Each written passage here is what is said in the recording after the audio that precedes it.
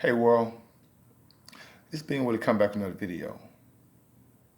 Family, I'm what they call discombobulated. Uh, Once again, I try to stay on top of all the geopolitical news because all that type of jargon, rhetoric, and you know situations affect monetary policy and fiscal policy, which is something you definitely need to be conscious of because it is, and indirectly affects your finances.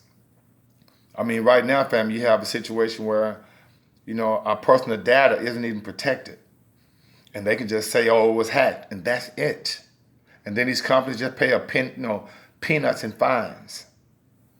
So, family, stay on top of this news. I just think it's so, man, it's just so disingenuous.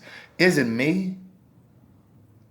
How is it that no one sees that during this particular time of elections, all of these quote unquote congressmen and senators that are running for president, family, it's 50 states plus a couple of U.S. territories, Puerto Rico, Hawaii, you got Virgin Islands, How are we that thrilled where on the television they'll put Puerto Ricans are protesting? Aren't Puerto Ricans Americans? I mean, if it's a U.S. territory, they're not sovereign. Because if they were sovereign, then they wouldn't need so much money from the United States. I mean, the United States just gave or, delegated 92 billion or like $92 billion to Puerto Rico for the flood recovery. But those people over there are still protesting, still, so what are you saying? Think about this, family. What are they saying? What is it that someone of somewhat self-awareness of intelligence is supposed to think when they know Puerto Rico is a U.S. territory, part of the United States? Then shouldn't it stand the reason that anybody that's put into office as a governor, mayor, or a president of Puerto Rico, which of course they can't have a president because they're on the United States territory, so they don't have their own president. They have a governor, they have a mayor.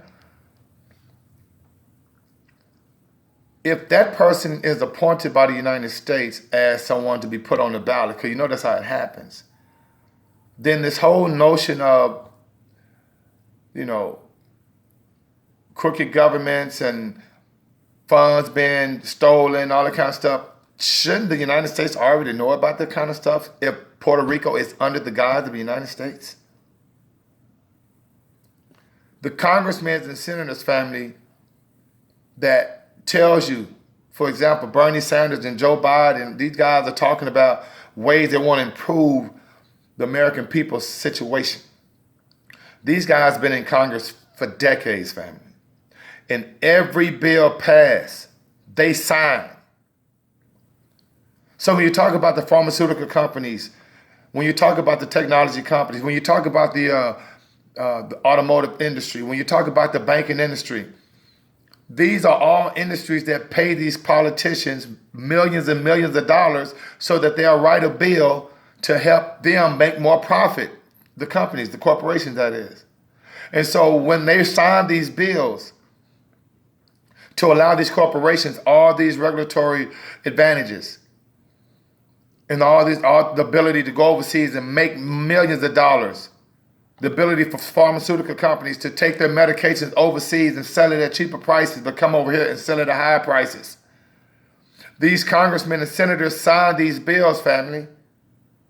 So the same people saying they're going to help change the situation are the same people that are signing the bills to create the situation. Political consciousness is important.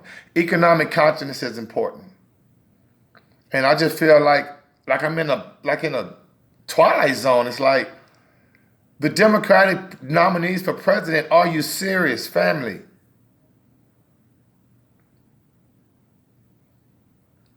We have all these people out here starving.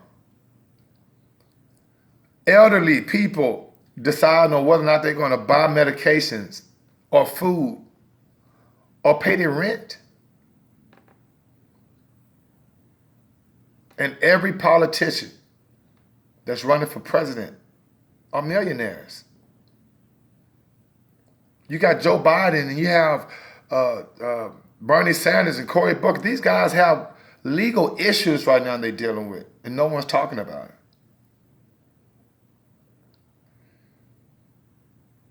Family, I just think it's important that we kind of step outside our body and look at things for what it is. Please step outside this matrix, because as long as we feed into this beast, you're not going to be able to get out the matrix. And like I say, 3 signs you're in the matrix. 1, you believe politicians have your best interests at heart. 2, you don't think or you don't know that your Social Security numbers attaches you to a system of slavery. Meaning, if you don't work, you die. If you don't work, you starve. We live in a system where there are individuals that decide what we eat and what we drink. And we have the highest number of prisoners in the world. The United States only make up 5% of the world's population, but 25% of the population in prison. And the majority of those people in prison look just like me. Cognitive dissonance. A little food for thought, family. There's no way that you can actually come out this system into a conscious level if you still believe in all this stuff. They don't even pay teachers. Let me give you an example, family, how thorough it is. I've been teaching 17, 18 years. I started teaching, teachers was making $45,000 a year. Starting teachers. Today, starting teachers are making $57,000 a year. I'm a 17, 18-year veteran, and that's around how much I make now. But you have a first-year teacher come in and make $57,000, never step one day in the classroom. You have teachers 15, 16, 17 years only making $50,000, $56,000 a year. How is that fair? Okay? And like I say, they don't raise our salaries with inflation. So think about it. Inflation is 2% every year. You teach 20 years, okay? That's 40% inflation.